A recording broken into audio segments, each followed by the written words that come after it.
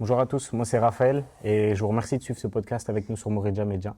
L'objectif d'aujourd'hui, ça va être de donner une voix à ceux qui grandissent dans la maison mais à qui on ne donne pas forcément d'importance, et ça va être de nous donner un regard nouveau, nous en tant que personnages extérieurs, concernant les enfants de pasteurs. Aujourd'hui, j'ai le plaisir d'être avec Axel et Benji. Je suis ravi d'être avec vous aujourd'hui et Merci. on va essayer de placer Dieu au milieu et d'avoir une discussion constructive, d'apporter un regard aux gens qui grandissent pas dans la maison, comme moi par exemple, et qui se rendent pas compte toujours de ce que ça peut coûter ou de ce que ça peut apporter que d'être enfant de pasteur. Donc j'ai une première question à vous poser. C'est quand je vous dis enfant de pasteur, justement, je pense que la phrase va revenir beaucoup, je suis désolé, mais quand je vous dis enfant de pasteur, qu'est-ce que ça évoque chez vous? On va commencer par Benji, allez. Ok, merci. Euh, Enfant de pasteur, chez moi, ça évoque responsabilité directe. Une responsabilité, devoir être, même des fois devoir paraître, parce que fils de pasteur, tu représentes presque l'autorité, et avec tout ce que ça sous-entend derrière. Donc ouais, premier mot qui me vient, c'est responsabilité. Ouais, donc vraiment ce truc où tu choisis pas forcément, et Ouais, que ce soit les gens ou même ta famille, même des fois peut-être, qui attend des choses de toi alors que toi t'as rien demandé. carrément. Ouais, Ou c'est comme si tu étais appelé, on est tous appelés dès la naissance, mais comme si tu étais appelé vraiment à faire partie de ce truc, même à ton insu. ouais. Ouais, bah, j'imagine. C'est le pareil pour toi ou... Moi, je pense que c'est assez similaire. Moi, c'est juste aussi, quand on dit, enfin, qu'est-ce que ça fait d'être enfant de pasteur? La première chose qui me vient à l'esprit, c'est le fait d'être en fait le reflet direct de nos parents, qui sont du coup les pasteurs d'église, et de faire attention à, entre guillemets, notre image, parce qu'on veut pas que ça impacte l'image de nos parents. Parce qu'on Mhm. a, c'est pas, on a cette responsabilité, mais on se dit que on veut pas entacher l'image de notre famille entière à cause de nous. Donc Ok, ouais, c'est comme c'est si ça. c'était inconscient un peu en fait. C'est ça, ouais. C'est genre, comment expliquer ça? C'est, bah, t'as un statut à tenir tout simplement. Exact, c'est ça. Et en tant qu'enfant, ça coûte quelque chose aussi. Je pense Mm. surtout vraiment en étant jeune ou encore aujourd'hui, plus vieux.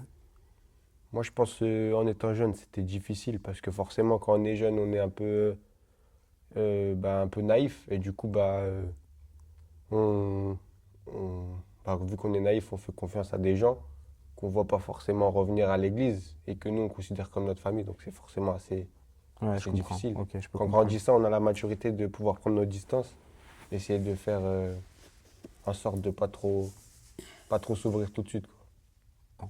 Et du coup, en sachant tout ça, en quoi est-ce que votre enfance elle était différente de celle des autres enfants de l'église, selon vous? Alors moi, je pense que ça sera différent d'Axel parce que mon père est devenu pasteur quand j'avais à peu près euh, une vingtaine d'années. Ok, ok, d'accord. Parce que toi, ton père, il est pasteur Ouais, depuis que je suis né, avant que tu même sois avant. Ouais, né, ton père était ouais. pasteur déjà. Ok. Donc c'est encore différent. Donc, tu as vécu cette transition en J'ai fait. vécu cette transition, ouais. Ouais. Ok. Et donc, ça a chamboulé le quotidien, j'imagine aussi. Bah ouais, au départ j'étais c'est bizarre à dire, j'étais content pour mon père parce que je me suis dit ça y est, il est pasteur. Il y avait quand même à l'époque quand même une certaine Une fierté. notoriété, Ouais. fierté, ça se dit, ouais. Et donc j'étais fier d'être fils de pasteur. Et après, j'ai appris tout ce que ça voulait dire être responsable. Tu vois, par exemple, avant, je m'en fichais un petit peu. Je pouvais quitter la réunion avant, me déplacer, aller aux toilettes 5 fois. Ouais, personne te regardait. Personne ne te regardait. Et après, Donc, tu as senti le regard des gens changer sur toi vraiment? ah ouais, Et, positif et négatif. ok, ouais, j'imagine. Parce qu'en soi, enfin, en tout cas, moi, en tout cas, d'un regard extérieur, ce que je Ouais, pourrais dire, c'est que bah, c'est trop bien, en fait. Quand tu connais pas toutes les choses derrière, et on va y venir après, mais maintenant, je sais un peu de choses. Parce que bah, Axel, c'est mon meilleur ami et je fréquente sa famille depuis un moment et je vois des choses, que ce soit de la part des gens, que ce soit de la part d'Axel ou de sa famille, et même par rapport à des discussions qu'on a eues. Et en fait, je me rends compte que bah, moi, d'un point de vue extérieur, avant tout ça, on pense vraiment que c'est bien. Parce que bah, tu es appelé de Dieu, tu fais partie des gens qui sont les plus proches de Dieu. En fait, c'est la conception, en tout cas que moi je l'avais. Et c'est quelque chose dont je me suis rendu compte après. Et toi, du coup, tu as vraiment vécu ce switch. Ouais. Ok, c'est Switch intéressant. adulte. Ouais. C'est pas encore pareil que Switch. Après, mon père, il avait quand même une attitude. Il est resté lambda. Ok. Mais c'est juste le regard des gens Ouais. après. Il est resté lui, mais le statut a changé. Donc forcément. Exactement. Ok. Ouais. Et donc, au-delà de tout ça, toi, qu'est-ce que ça a changé pour ton enfance dans l'église? Dans quel sens? En fait, ta façon de vivre le culte, est-ce que tu sentais une différence entre toi et les autres enfants? Bah, oui et non. Enfin, je pense, enfin, quand je dis oui, je me dis que forcément, il y a les gens, ils nous voient comme les enfants du pasteur. Donc certains, ils peuvent nous voir comme des enfants où on doit être irréprochable. Ouais. Alors qu'on reste des enfants comme tout le monde. Donc on va faire nos bêtises, nos erreurs, même si nous, on fait en sorte d'être, de se comporter au mieux possible pour pas que notre image, elle entache celle de nos parents. Et c'est d'ailleurs pas une grosse pression, mais quelque chose qui nous trotte souvent parce qu'on veut pas décevoir nos parents. Et du coup, bah, tout le temps, on essaie d'être un exemple, même si c'est pas tous les jours difficile, quoi. Mais sinon, Ouais. dans l'ensemble, parce que c'est une minorité qui nous juge beaucoup, enfin qui peuvent nous juger, mais je pense que tout le monde a pas la même vision des choses. Certains savent Ok, je prendre le comprends. recul et comprendre qu'on est des enfants, quoi. Ouais, Pas que forcément. des enfants de pasteur. Bah, c'est clair que. Après, la moindre chose que tu fais, c'est le fils du pasteur. Mm. Tu vois, t'es même pas un gamin qui fait une connerie. T'es le fils du pasteur qui fait la connerie. Voilà. Et donc, du coup, ça prend une Ouais. dimension différente, Ouais. c'est sûr. Et il y a un poids parce que ça veut dire quoi? S'il fait des conneries, ça veut dire que son père n'est pas capable de Ouais. l'éduquer. Ça veut dire quoi? Que son père passe Ce pas du qu'il temps avec raconte lui. le dimanche, en fait, ça n'a rien à voir avec la Ah bah réalité. ouais. C'est, Ouais. ouais, Tu vois, la pression, elle est là aussi. Hein. ouais, Ouais, j'imagine. Exact. C'est tout un jeu un peu psychologique. Et du coup, est-ce que Ouais. vous avez déjà ressenti que le culte vous suivait à la maison? Que c'est comme si, du coup, par exemple, la maison, c'était la continuité de l'église, ou peut-être soit vos parents, des fois, occupaient un peu ce rôle de pasteur aussi avec vous, et du coup, ça a créé peut-être un peu de frustration, ou est-ce que, par exemple, je sais pas, les personnes extérieures, les participants du culte, les fidèles, etc., est-ce que parfois, il y en a certains qui ont pu essayer d'empiéter à la maison de façon inconsciente? Est-ce que vous avez ressenti ce genre de choses? Ou pas du Moi, tout? vas-y, commence. Bah, moi, dans le sens où, ce que tu dis, les gens, est-ce qu'ils sont empiétés chez nous, enfin, qu'ils sont venus, forcément, bah, au début, vu que moi, je suis né avec mon père qui était pasteur avant même que je sois né, bah, forcément, lui aussi, je pense que c'était nouveau pour lui, donc lui aussi a dû faire ses erreurs, Ouais. et qui s'est forcément, qu'on était un impact directement sur nous, parce que je sais, par exemple, il y a beaucoup d'exemples de personnes qui venaient à l'église, parce que sans vouloir me mouiller, je sais qu'ils venaient à l'église plus pour mes parents que pour Dieu. Et ça, c'était quelque chose d'assez complexe, parce que du coup, ça crée quelque chose d'assez malsain. Ouais. Parce que souvent, ils étaient amenés à venir chez moi et à devenir des proches. Mais le jour où ça allait plus avec mes parents, ça allait plus avec l'église. Ouais, ok. Du coup, Donc, c'était pas du tout la il n'y même avait chose. pas de séparation entre l'ami et le pasteur. C'est Et du ça. coup, forcément. Donc ça a été quelque chose, je pense, qui a été compliqué dans ma famille. Après, on se relève tous hein, et tout va bien, Dieu merci. Et ça nous a fait avancer. Mais ça, c'est quelque chose qui a été dur, je pense, pas que pour moi, aussi pour mes frères et sœurs, parce que nous, on est 4. Ouais. Mais je pense que ça a été quelque chose de difficile, parce on a eu beaucoup de gens avec qui on a grandi, qui du jour au lendemain, on les voit plus du tout. Et ça a été difficile. Et c'est ce qui aussi, avec le temps, nous a poussé à être plus méfiants et faire moins confiance aux gens. Donc ça, c'était quelque chose d'assez difficile. Après, Dieu, moi, personnellement, il m'a restauré. Et j'ai agi selon sa volonté et Ok. j'essaie de faire en sorte de me comporter au mieux, quoi. Donc, gloire à Dieu quand même. Mais Ouais, même. ça peut être compliqué en tant qu'enfant. Et du coup, toi, Ouais. est-ce que tu as ressenti ça aussi? Je me rappelle plus la question. Non, je rigole. Je demandais Euh, si le culte te suivait à la maison, est-ce que tu l'as Ouais, ressenti? en fait, moi, j'ai un papa qui aime le foot. Ouais. Et donc, quand c'est samedi soir, tu vois, par exemple, il y a de la tension à la maison. Mhm. Parce que, j'allais dire, il est déjà dans son match, entre guillemets. Ouais. C'est-à-dire, purée, il faut que je pense, est-ce que lui, il va bien? Est-ce que lui, il va faire ça? Et ça... Et j'ai à cœur de parler de ci, et j'ai à cœur de parler de ça, vraiment comme un... Enfin, moi, je fais beaucoup de parallèles avec le monde du football. Comme un coach, et bien sûr que ça impacte toute la maison. Et c'est quelque chose que mes frères et sœurs ont eu du mal à accepter parce que mon père, c'est un passionné, tu vois ce que je veux Ouais, dire. ouais. Donc il est vraiment, il sert Dieu avec ferveur. Et donc c'est un Il- pasteur avec ferveur aussi. Ouais, puis tu vois, c'est un passionné des âmes. À Ouais, 2 heures, il y ouais. en a qui l'appellent Il pour y a lui dire vraiment j'ai tel problème. le fardeau des âmes, Ouais. comme on dit. Et du coup, nous, on a été mis euh, de côté, mais enfin, comment je veux dire, on a manqué de rien. Il s'est occupé de nous, Ouais, il n'y a c'était pas de souci. inconscient peut-être, comme s'il y avait cette obligation de partager ton père avec les autres, Ouais, avec du coup, les âmes. ouais. Et du coup, avec nous, des fois, c'était un peu. Bah, il n'y a que 24 heures dans une journée, tu vois. Mhm. Et du coup, c'était pas évident, mais il a super bien fait ça, du moins avec ce qu'il pouvait. Mais c'est quand même un truc qui m'a marqué et je me disais, purée, il répond à 3 heures du matin pour une âme qui est en Ouais, détresse, ouais. mais toi, ça se trouve, il va pas te rappeler. Mhm. Enfin, il y a un petit peu ce truc-là de. Ouais, c'est que en fait, tellement la tête dans le guidon tout le temps Ouais, pour les âmes, pour le culte, pour Dieu, que des fois, tu avais ce ressenti un ouais. peu de, Je dis, pas d'être mis de côté, mais même si c'est mais inconscient. de devoir le partager. Ouais, c'est ça.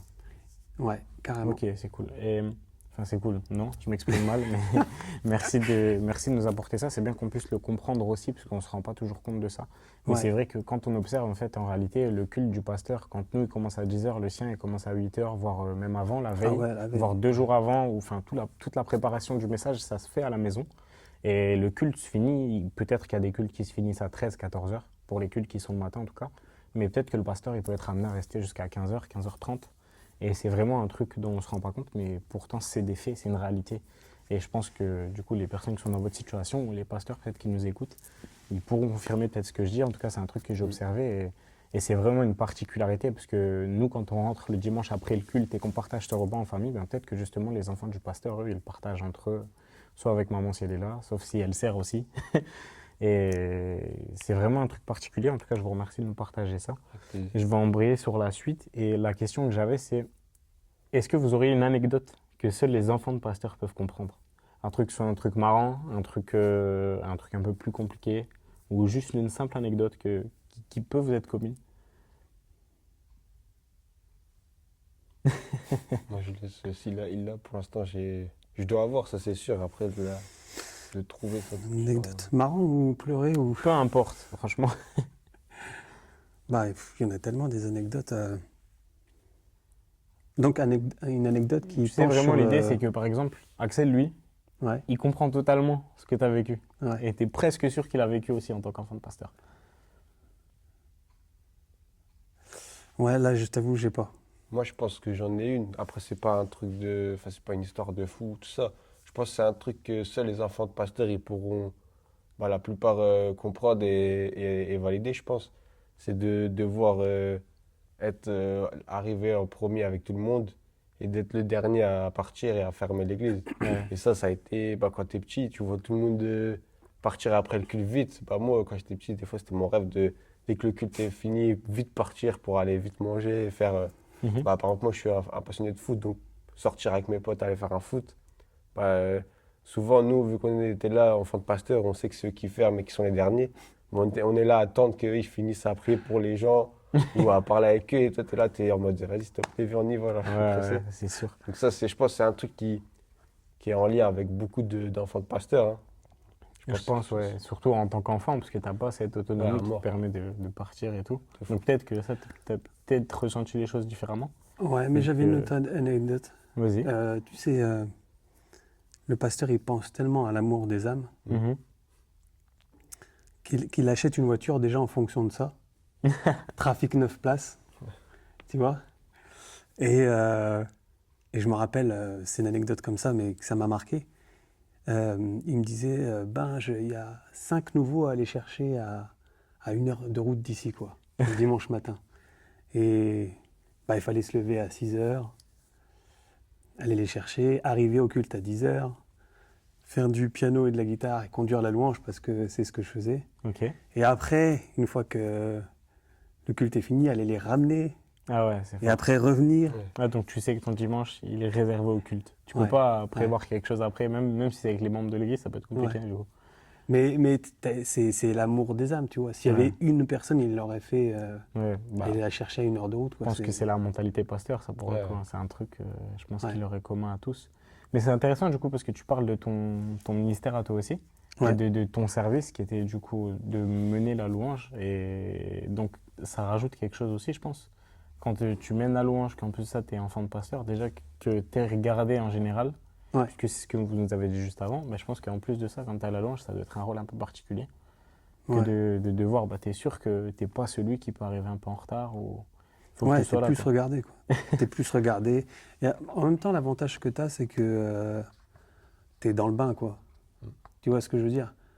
Ton père, il te dit, bon, je vais peut-être parler de ça, ça, ça. Puis t'as le feeling, tu sens la chose, tu sais où est-ce qu'il va aller. Tu sais à peu près, avec l'esprit, où est-ce que tu vas aller dans les chants, dans la louange, tout ça, quoi. Hmm. T'es, Ok. t'es comme déjà sur la même longueur d'onde que lui. Ouais, bah, et ça, c'est parce que tu vis dans le foyer et que du coup, vous partagez cette atmosphère. Ouais, parce que je suis son fils. Ouais, Donc, ok. parce que je suis son fils, je sais très bien que quand il y a eu tel problème, il va réaxer là-dessus Ok, ouais, bah et ouais. qu'il va falloir que j'adapte. Forcément, ouais, ok. Intéressant. Parce que vu que tu le connais, tu sais comment il va réagir, tu sais ce qui Ouais, va se passer après. ouais, ouais. Et la question que j'avais après, c'était de savoir, est-ce qu'il y a vraiment dans l'église des gens à qui vous avez pu vous confier? Ou c'était vraiment compliqué de trouver des gens sur qui vous appuyer, qui puissent vous comprendre? Avec ce rôle d'enfant de pasteur, toi, avec par exemple, tu as vu la transition du coup? Et est-ce que ton père, il a repris une église ou est-ce que. Ouais, il a repris une Ok. église. Ouais, ouais. Et donc, est-ce que tu as vécu un peu un changement du regard des gens vis-à-vis de toi? Et Ouais. du coup, les gens avec qui peut-être tu parlais avant, avec qui les relations elles ont évolué? Alors, moi, il a repris une église, mais à 200 km. Ok, ok. Donc, on connaissait du monde dans une certaine église et lui, il a été appelé à 200 Ailleurs, km ok, d'ici. intéressant. Ouais. Et donc, du coup, avec ça, parce que du coup, bah, je pense que Mm. vos vécus seront quand même un peu similaires pour le coup, euh, est-ce que vous avez des gens à qui vous avez pu vous confier? Genre dans l'assemblée, des leaders de l'église ou même des proches à vous qui faisaient partie de l'église, ou même des gens externes? Est-ce que vous avez trouvé des gens sur qui vous appuyer, sur qui vous confier, concernant tout ça et toutes les choses du coup qui découlaient du fait que vos parents soient pasteurs? Moi, non. Non? Moi, je pense que ma réponse honnête, c'est que j'ai pas forcément trouvé des gens à qui me confier parce que, comme j'ai dit, c'est pas un traumatisme, mais le fait d'avoir grandi en voyant plein de gens venir et Mhm. du jour au lendemain plus Cette les voir, méfiance, ouais. ben, j'étais plus méfiant avec les gens, mais du coup, je trouve, ça a renforcé des liens par exemple, avec mes parents parce que moi, je suis quelqu'un, je sais, je me confie beaucoup à ma mère Mhm. et j'ai pas honte de ça.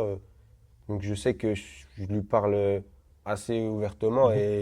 et c'est même d'ailleurs mieux parce que bah, c'est ma mère Ok. et c'est Ouais, en plus, super. ce qui est intéressant, c'est que toi, ta mère, elle est pasteur aussi. C'est ça. Donc, je pense qu'elle Après, elle je ne lui dis comprend pas ce rôle à forcément 100%. toujours tout, tu vois, mais Ouais, les plus grosses choses de ma vie, elle est au courant, donc ouais, c'est le ok. plus important. Je vois, c'est intéressant.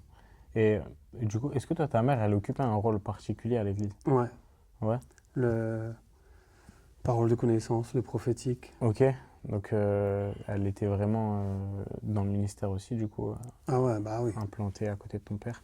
Parce que je sais que ça peut arriver aussi dans certaines familles que papa ou maman est pasteur Mm. et du coup, papa ou maman à côté gère toutes les choses et de toute façon, bah, tu es embarqué dans le ministère forcément parce que tu es Ouais. dans une union, mais il y a des gens qui sont un peu séparés et qui du coup peuvent gérer les choses différemment. Et bah, chaque ministère est propre à chacun, mais c'est intéressant de voir que vous, vos mamans, elles ont vraiment participé à ce truc. Ouais. Et ben, je pense que du coup, on voit que la solitude, c'est quand même un truc qui revient beaucoup. Je pense, enfin, si ça vous concerne vous, et je sais que j'ai pu parler avec d'autres enfants de pasteurs, j'en connais pas des millions, mais je sais que la solitude, c'est un truc qui revient beaucoup. Et Bah, excuse-moi, Axel, est-ce que tu arrives à faire la différence quand tu parles à ton père ou au pasteur?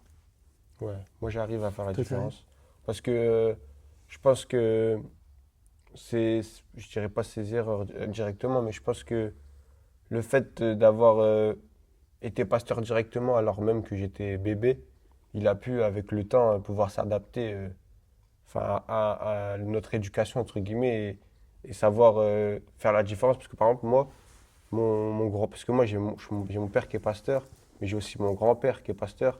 Donc je suis fils de pasteur et arrière-petit-fils de pasteur. Et moi, par exemple, je sais que mon grand-père a plus de mal à, enfin, j'ai plus de mal à faire la différence entre mon grand-père, le pasteur, et mon grand-père tout court. Mm. C'est quelque chose qui est assez difficile et je pense que c'est quelque chose qui est propre à mon père, qui l'a marqué, qui lui, dans son éducation, il a dû, Bah, lui était enfant de pasteur, voilà, du c'est coup, ça. ça Donc lui, l'a directement, enrichi des choses. toutes les choses qui l'ont blessé et qui veut pas que ça se Ah ouais. enfin, il veut pas que ça se répercute sur ses enfants, je pense. Donc il a a su être juste, je pense. Donc Ok. c'est pour ça que je pense que On peut lui tirer notre chapeau, je pense. Hein. Ouais. Ça ne doit pas être facile, puisque c'est un positionnement particulier. Ouais. On le sait, on en a parlé. Bah, du coup, là, on a parlé de beaucoup de choses un peu, un peu sad, on va dire, un peu tristes. ouais, après, il y a Et du bon.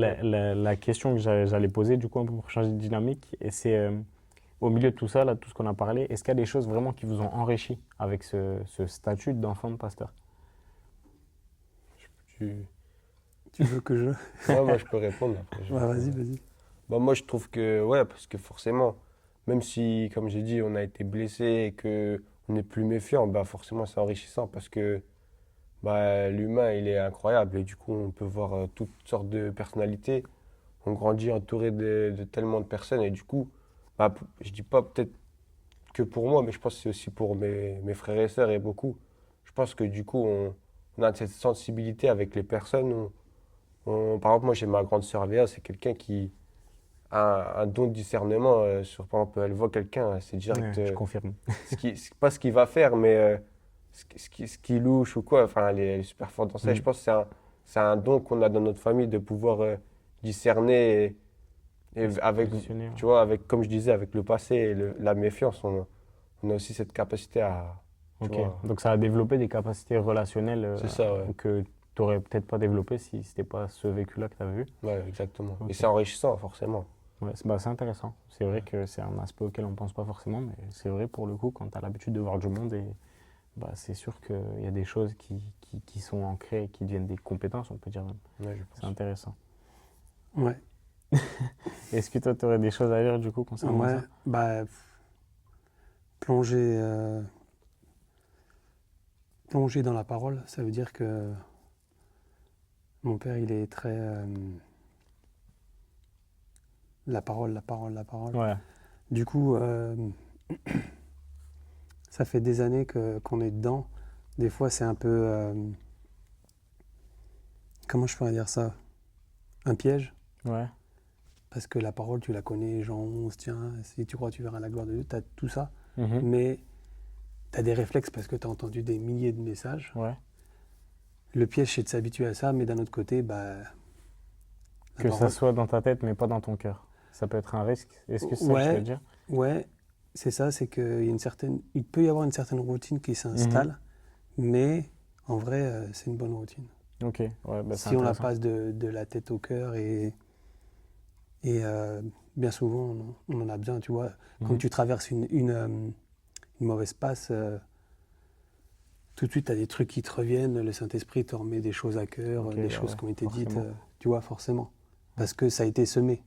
C'est sûr, ouais, c'est sûr ouais, que tu as une semence et puis qui est cultivée dimanche après dimanche. Du coup, Ouais. tu es presque sûr de ne pas rater le culte même. Ah ouais, ouais. Alors, tout à l'heure, tu parlais du dimanche. Mhm. Moi, là d'où je viens, il y avait 4 réunions par semaine. Donc, tu avais 4 dimanches par C'est semaine. vrai que j'ai vulgarisé, mais il y a beaucoup d'églises où il y a plus Imagine. de réunions. Ouais.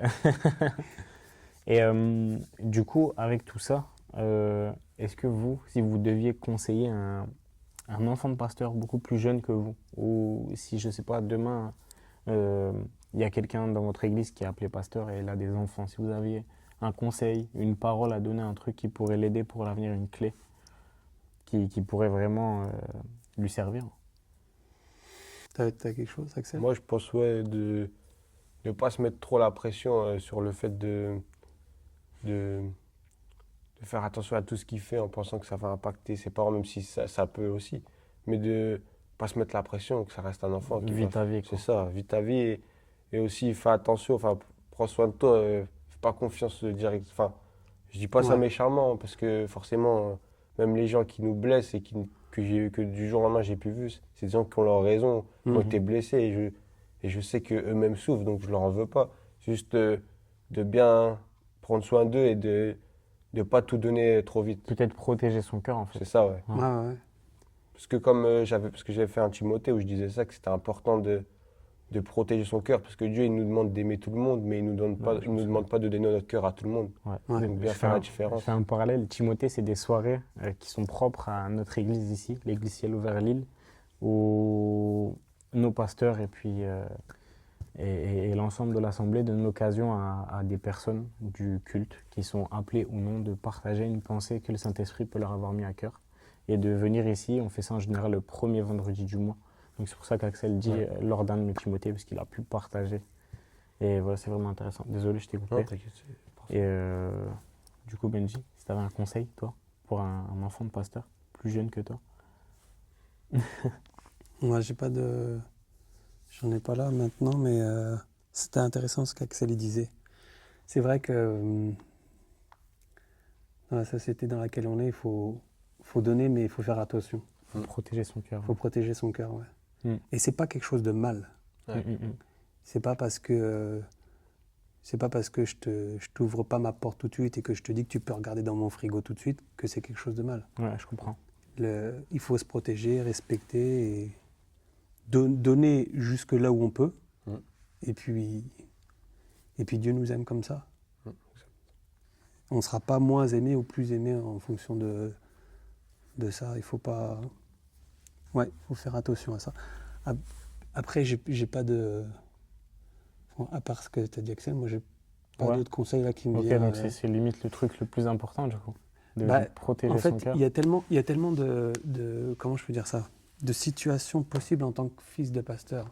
Tu vois ce que je veux dire? Mhm. Puisque tu as tellement de pasteurs différents. Ouais. Par exemple, un pasteur où il y a les 4 ministères ou les 5 ministères dans l'église, le fils, Ouais. il n'aura pas le même. Ouais, puis il y a des grosses églises, des petites voilà, églises, voilà. et puis on dit les pasteurs, mais c'est des humains, ils sont tous différents aussi. Voilà, ouais.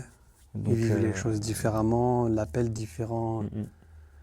Donc ouais, bah, la Bible, elle le dit, cette fois le juste tombe, cette fois il se relève. Donc même les pasteurs peuvent faire des erreurs, même les pasteurs peuvent se relever Bien sûr. et avancer.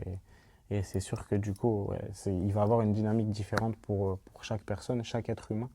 Et que ce soit le pasteur lui-même, ses enfants ou les gens qui l'entourent, je pense que ça reste important de protéger son cœur, mais d'avoir ce discernement aussi relationnel avec les gens autour de nous. Ouais. Et du coup, d'avoir un positionnement correct, même si c'est pas toujours évident. Mais ouais, c'est très important. Je pense que même moi, d'un point de vue extérieur, c'est un truc, et je pense que c'est un conseil qu'on pourrait donner à tout le monde. Protégez vos cœurs. Même si vous avez confiance dans les gens autour de vous, dans votre assemblée et tout, faites attention. Faites attention parce que le cœur de l'être humain est sinueux, et la parole, elle le dit. Donc, ouais. Moi, j'ai peut-être quand même un conseil. Soyez vous-même. Ne soyez pas fils de pasteur parce que vous devez représenter. Soyez vous-même. Et n'essayez pas de prendre la place de quelqu'un d'autre. La place est déjà prise. Vous êtes hyper important. Vous avez... Comment Dieu, votre identité, comment Dieu vous a créé, c'est comme ça que vous devez Ça être. compte, ouais. Ouais. Ça compte, c'est important. C'est vrai qu'il ne faut pas vivre derrière cette ombre. Justement, voilà. on fait cette vidéo et c'est pour ça aussi, je pense. Il ne faut pas vivre derrière l'ombre de quelque chose, de quelqu'un. Ouais. Même si c'est vos parents que vous les aimez, même si c'est des choses, des gens appelés de Bien Dieu. sûr. Et ça peut être compliqué de trouver son identité, mais préservez votre cœur, trouvez votre identité et acceptez-vous parce que Dieu vous a créé comme ça et toute la création, elle est parfaite. Donc, faites confiance à Dieu pour ce qui vous concerne aussi. Amen. Et ouais, vraiment, aimez-vous. C'est important de s'aimer aussi un peu, d'apprendre à s'aimer. Et saisissez Dieu pour ça parce que lui, il vous aime. Et donc, j'avais une question qui me venait ensuite. Et c'était, on a parlé du coup des enfants de pasteurs, mais si vous aviez, vous, un message à donner aux gens de l'Église, un truc que vous aimeriez qu'ils comprennent, une mentalité que vous aimeriez voir évoluer, ou un truc bénin, que ce soit positif, négatif, un merci, un conseil, une remarque, un truc que vraiment nous, parce que je me compte dedans, on pourrait appliquer au quotidien. Ouais, là j'ai quelque chose. Vas-y. J'attends que ça Vas-y. Nous, en tant que fils de pasteur, comme je disais tout à l'heure, on doit partager Aux parents.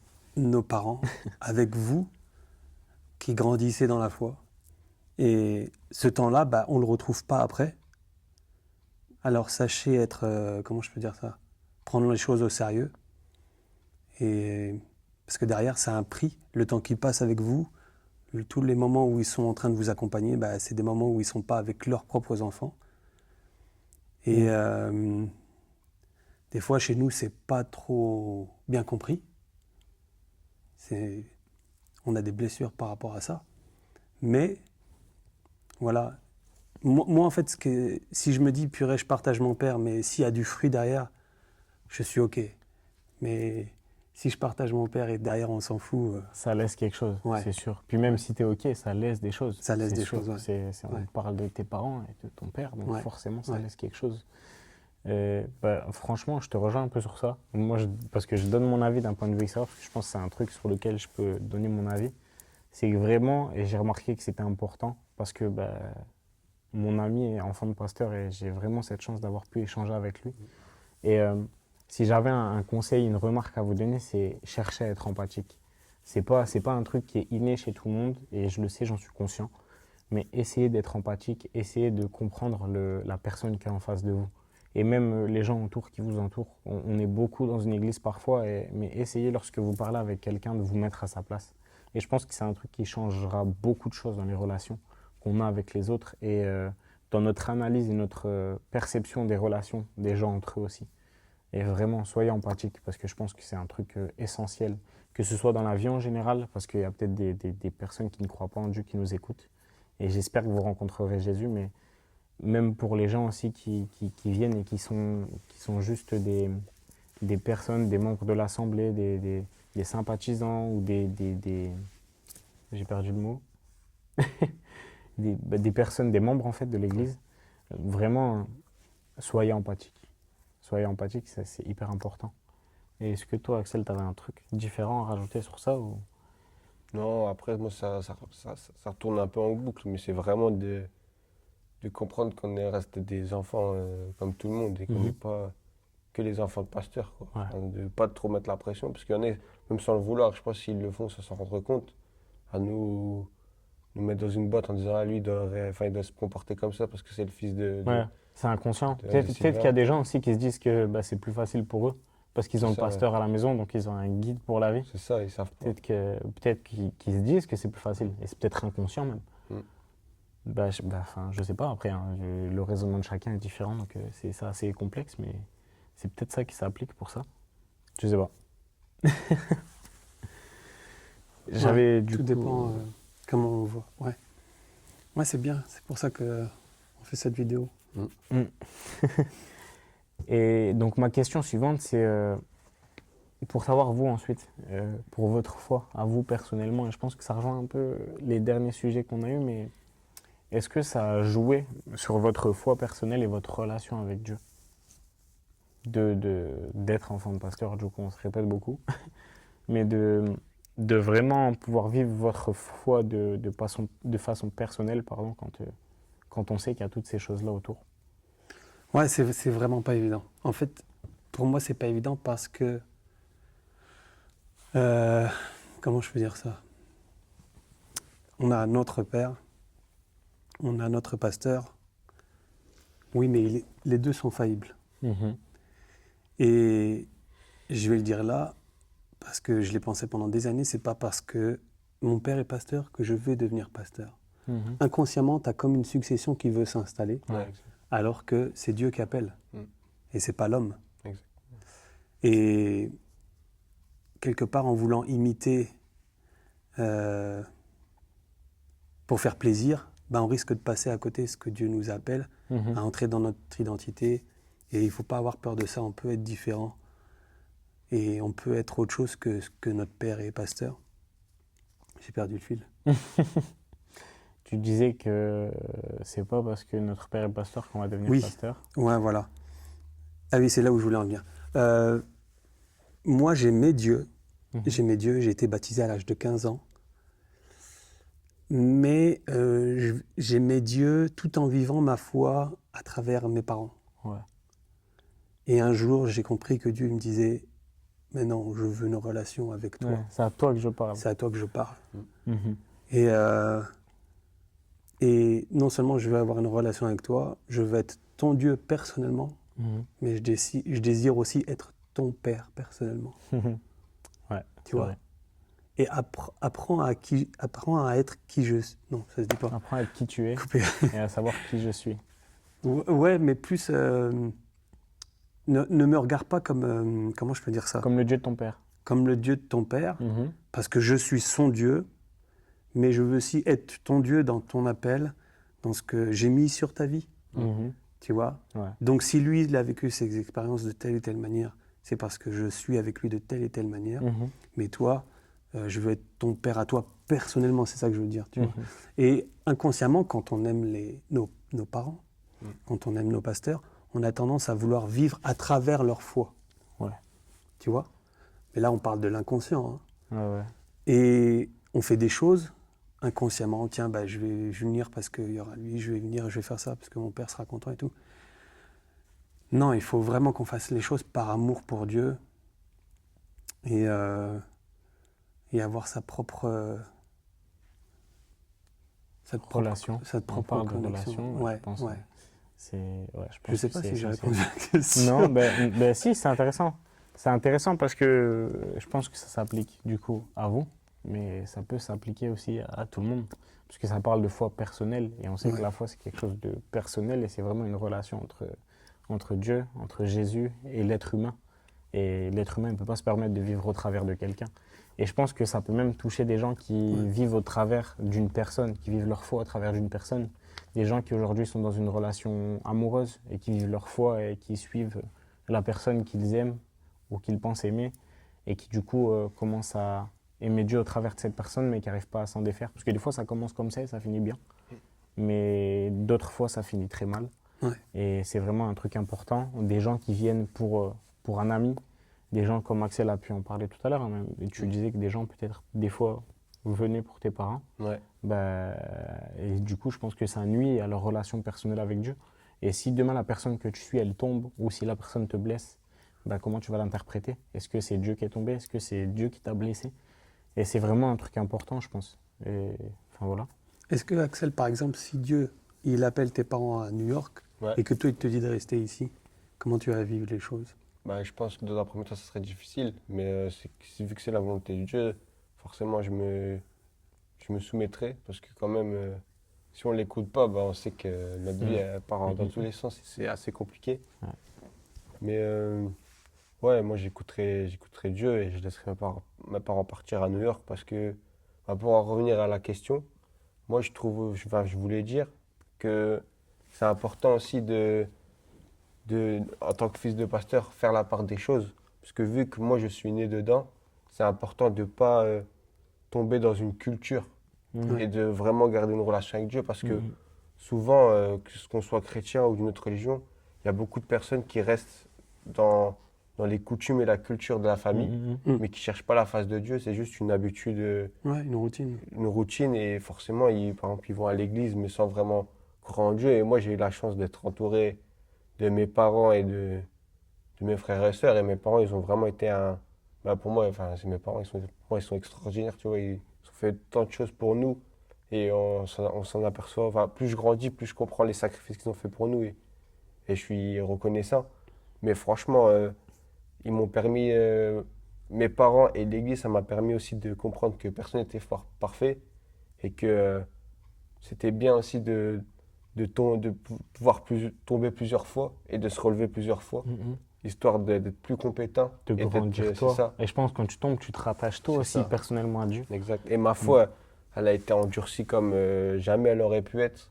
Par exemple, je sais pas si je pourrais dire ça, mais je pense que j'aurais été une personne lambda qui serait convertie plus tard, enfin qui serait devenue chrétien ou n'importe comment. Je pense que ma foi, elle n'aurait pas été enfin, aussi forte que maintenant, parce que là, Ouais.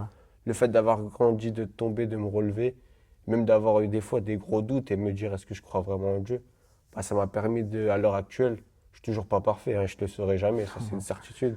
On sera là, Mais je pense. je sais que, par exemple, peu importe ce qui se passe dans ma vie, même si je ferai un maximum pour obéir à Dieu le plus possible, Mhm. bah, vraiment, enfin, je suis reconnaissant tout simplement. Ouais, c'est cool. Je c'est- comprends, c'est quelque où chose tu de veux en fort, venir. quoi. Ouais, c'est la foi personnelle et tomber, c'est apprendre avec Dieu tout simplement. Ouais.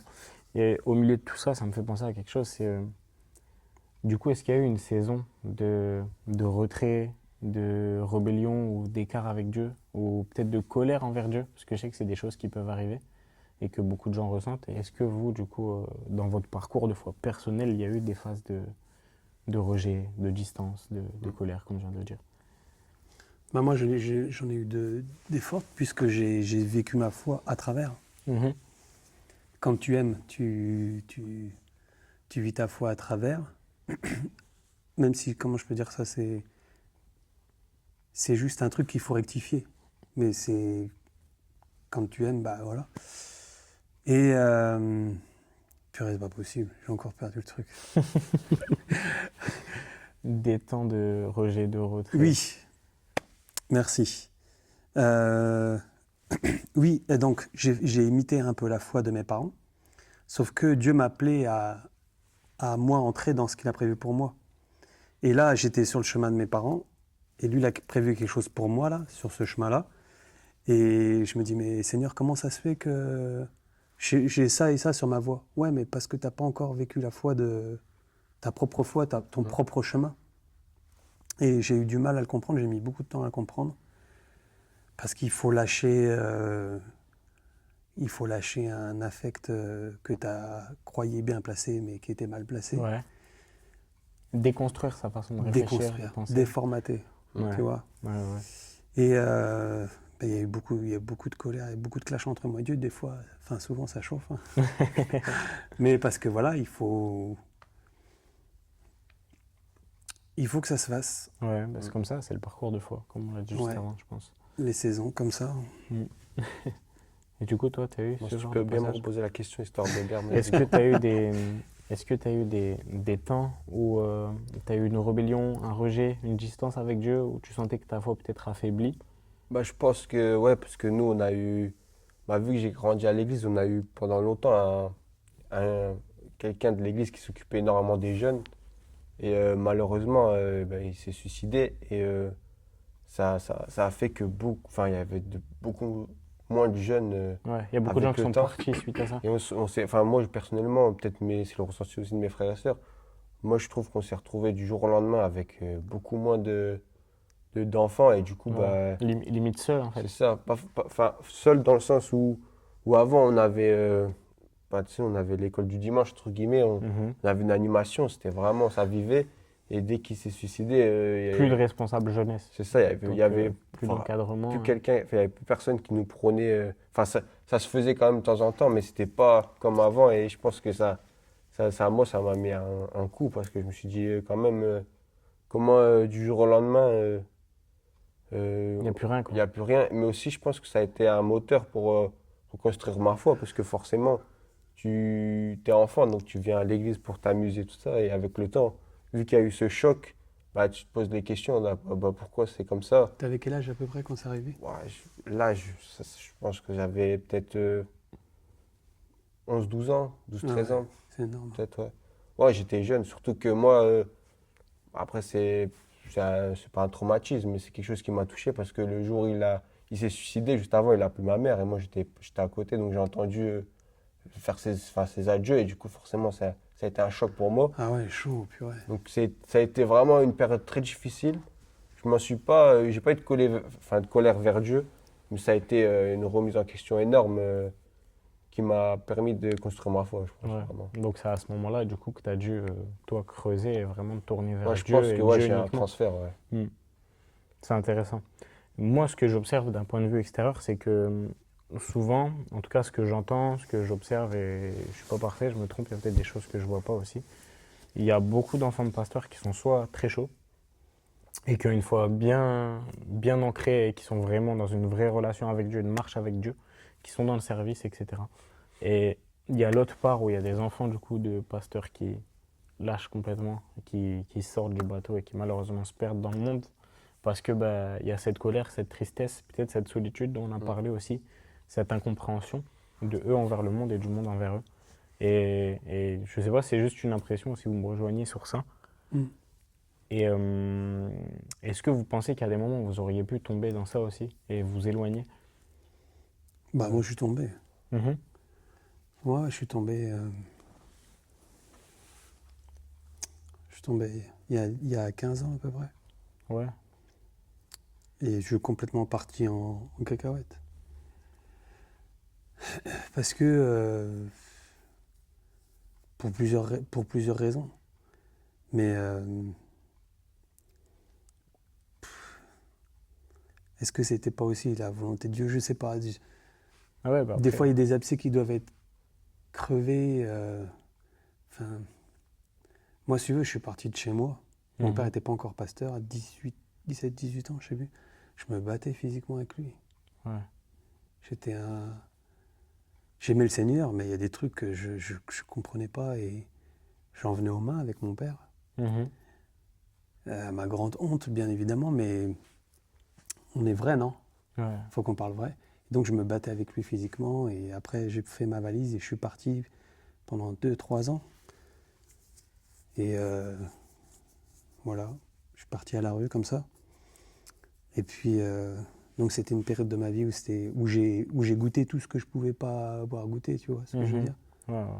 Parce que j'étais protégé pendant tellement d'années. J'aimais le Seigneur, mais j'étais protégé. Du coup, après, j'ai voulu goûter si l'herbe était meilleure Ouais, ailleurs. la vie sans. Et voir si. Ouais, ouais. Pendant 3 ans, comme ça. Puis Mhm. après, je suis revenu et c'est là que Dieu a commencé à travailler mon cœur en me disant, mais ok, je suis le Dieu de ton père, ok, j'ai vécu ça, mais moi, je veux ma relation avec toi, Ouais. perso.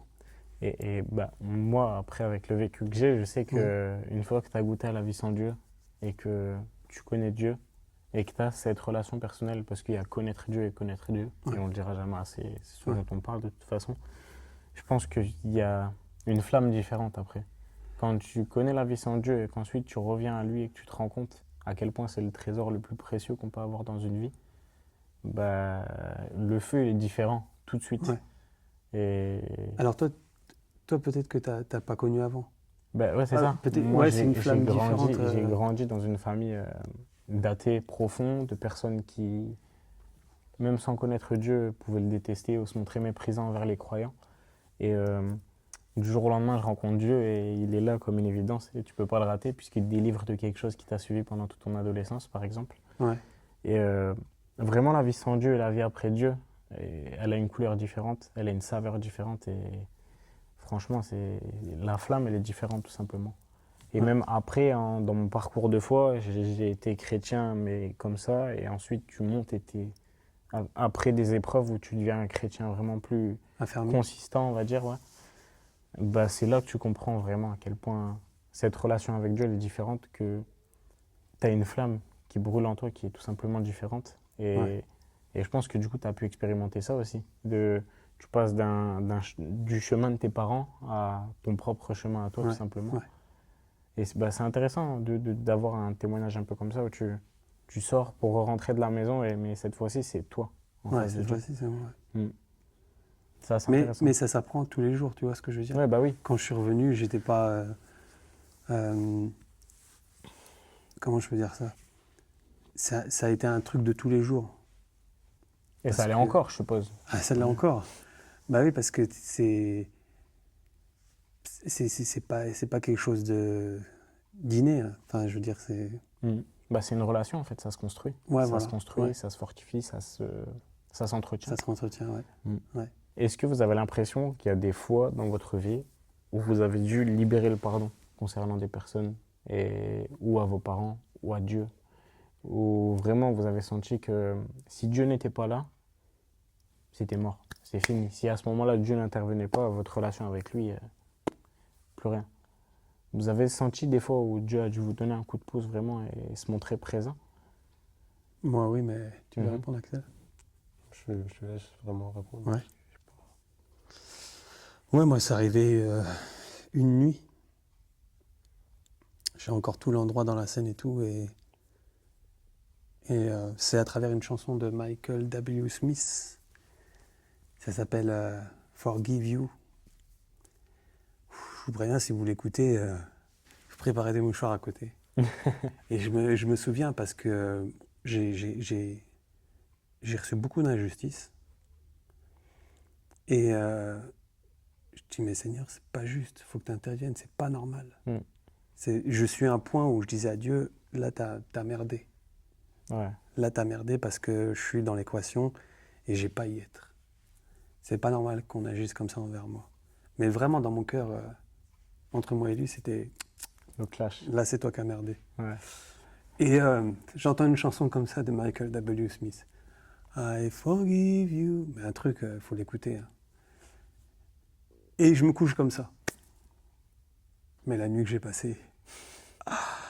Oh, purée. Ouais, souvent, ouais, je pense que quand tu parles à Dieu et que tu as une discussion houleuse, Ouais. c'est une mauvaise idée de le faire avant de dormir parce qu'en général, La ton- nuit, c'est compliqué. ton sommeil il est différent d'habitude.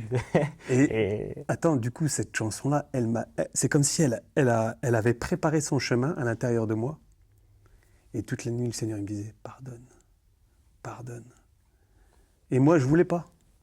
Hmm. Parce que moi, j'aime bien, je suis vrai, comment tu veux que je te pardonne si tu m'as pas demandé pardon? Hmm. Si ça vient pas de toi, Seigneur, qu'est-ce que tu veux que je fasse? Hmm. Et là, le Seigneur me disait, pardonne, à travers cette chanson. Et à la fin, vers 4 heures du matin, je dis, ok, bah vas-y, parce que moi, j'y arrive pas, mais aide-moi à pardonner. Et j'ai lâché plein de trucs comme ça. C'était assez fort, fort, fort, fort comme moment. C'est intéressant. C'est franchement intéressant. Ouais. Le pardon, c'est un sujet, on y reviendra. Je pense qu'on en reparlera de toute façon sur cette chaîne parce que c'est. Pardonner sans qu'on nous ait demandé Ouais, pardon. bah, de toute façon, mais pardon, c'est quelque chose qui se fait pardon, il faut le donner. Pardon, ouais. Ouais, c'est particulier comme truc, mais Ouais. c'est vraiment Pardon. un truc avec lequel l'ennemi joue dans nos cœurs et c'est dur, mais c'est un sujet, je pense qu'on y reviendra parce que c'est particulier. Est-ce Ouais. que toi, tu étais concerné par ce genre de situation ou pas? Ou sans la main de Dieu à ce moment-là, tu sais que tu aurais lâché l'affaire? Bah, moi, personnellement, avec mon vécu, j'ai pas qui me viennent en tête, mais je sais que témoignage de quand j'étais petit, donc j'ai pas forcément conscience Mhm. à l'heure actuelle, parce que j'étais, je pense, petit, mais de témoignages de mes parents et de ma famille, je sais que petit, j'étais fait des crises d'épilepsie très Ouais. terribles qui m'ont peut-être coûté la vie plusieurs fois. Et le jour de la naissance de mon petit frère, du jour au lendemain, j'ai pu faire une seule crise, donc La délivrance. c'était vraiment une bénédiction. Que moi, je me souviens quand même d'avoir fait quelques crises d'épilepsie et je me souviens de ces jours à l'hôpital, mais c'est pas super clair. Enfin, c'est plein de des petits flashbacks dans ma tête, que je me rappelle. Par exemple, je sais que à Noël, j'avais les yeux collés. J'avais eu des déguisement de Spider-Man, je m'étais Ouais, les déguisé. yeux, ouais. J'avais les yeux collés, mais en fait, c'est parce que je faisais une crise d'épilepsie. Mais vraiment, dès la naissance de mon petit frère, Matt, qui est d'ailleurs bientôt mon grand frère à ce moment-là, parce qu'il est grand. Mais vraiment, du jour au lendemain, j'ai pu faire une seule crise. Que gloire à Dieu. Ouais, franchement, gloire à Dieu parce que c'est des choses qui, quand Dieu il amène la délivrance, je l'ai expérimenté, Axel l'a expérimenté, je pense qu'il y a plein de gens qui l'ont expérimenté, c'est un truc où on peut que lui rendre grâce parce qu'il n'y a que lui qui peut intervenir sur ça. Et Dieu est bon, vraiment Dieu est bon. Et c'est dans ça. Salut. Bon, désolé, la vidéo elle a coupé, je pense que personne ne nous en voudra. On a eu un petit problème technique. Moridia, c'est pas un média pro pour le moment, c'est pas une chaîne YouTube professionnelle, il n'y a rien de pro vraiment. On est vraiment débutant dans tout ça et tout n'est là que pour la gloire de Dieu tout simplement. On n'est pas forcément les plus à l'aise devant les caméras, on n'est pas les plus à l'aise avec la technique aussi. Mais vraiment, on a un cœur pour Dieu et cette vidéo elle était vraiment intéressante. Malheureusement ça a coupé, on n'a pas pu avoir la fin de cet échange qui était vraiment enrichissant pour moi et pour chacun d'entre nous et j'espère que vraiment ça a pu vous permettre de réfléchir un peu à certaines choses. Et ce qui touche aux enfants de pasteur, ça peut toucher n'importe qui dans l'église. Que ce soit le pasteur lui-même ou alors les membres de l'assemblée, que ce soit les gens qui servent, que ce soit la personne qui est au ménage, la personne qui est à la sonorisation, les chantres, les musiciens, que ce soit les chauffeurs qui vont chercher les fidèles quand il y a des chauffeurs dans les églises. Peu importe en fait, peu importe. Du plus petit des enfants au plus grand, de la personne la plus âgée. Ce qui est le plus important à retenir, je pense, c'est ce que vraiment cette vidéo m'a montré. Et dans les prières qui ont suivi et dans le temps qui a suivi, parce que ça fait maintenant 1 mois et demi malheureusement qu'on a tourné la première partie de la vidéo. Ce que j'ai à retenir vraiment, c'est que ce qu'il y a d'important, c'est l'amour, l'empathie. Et vraiment chercher le cœur des gens en face de nous.